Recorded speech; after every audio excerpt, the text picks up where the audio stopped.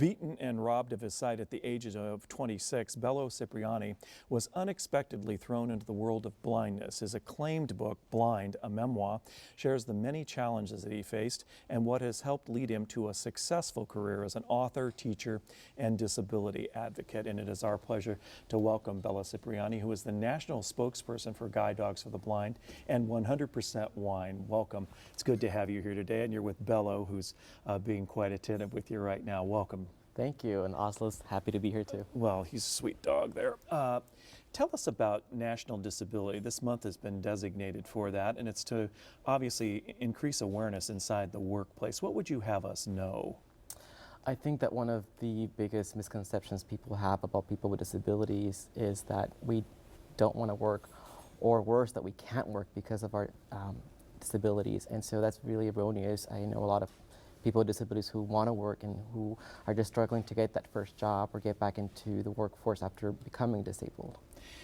Your journey in these past 10 plus years since losing your sight has involved going back to school, getting more education, and really having to reinvent yourself. How did you do that, Belo? I had a lot of support. You know, my family was definitely a big big pusher, and I had a lot of great friends. I think that I was able to just due to the support that I have, be able to get rehabilitated rather quickly and then move on with my life.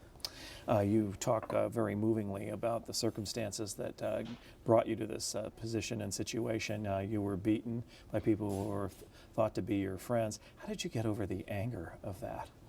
You know, there was a time where I really fixated on that anger, and through time and through learning about compassion and having just really great support, I was able to let that go. And it took time, but eventually I got to a place where I was at peace with what happened. In your role as advocate, the first thing I did when I met you, I did the cardinal sin as I got down and petted the dog, and there's a sign that says, "Please don't touch me."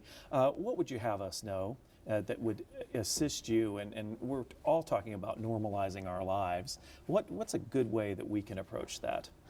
Whether someone has a guide dog, whether someone's in a wheelchair, or if they're using any type of mobility device, you always want to ask them how they want to be, helped, or how they want to negotiate different things. And so, for me, with my guide dog's working. You always ask me before you pet them, and that's pretty much the standard for most service dogs.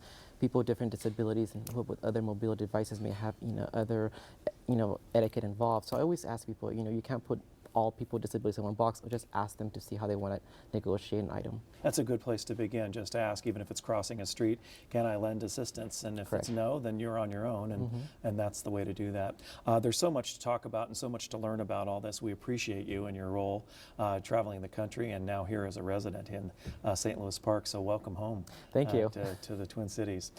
Thank you for being here today, and thank you, Oslo, for being here as well. You can find out more about Belo Cipriani's book, Blind, a Memoir, which is available at Barnes & Noble at Harmar Mall. You can find more information on our KARE 11 website. Look under the Shows tab and the News at 4. We're going to be right back.